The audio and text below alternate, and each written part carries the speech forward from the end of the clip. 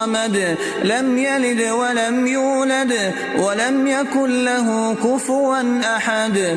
بسم الله الرحمن الرحيم. قل أعوذ برب الفلق من شر ما خلق ومن شر غاسق إذا وقب ومن شر النفاثات في العقد ومن شر حاسد إذا حسد.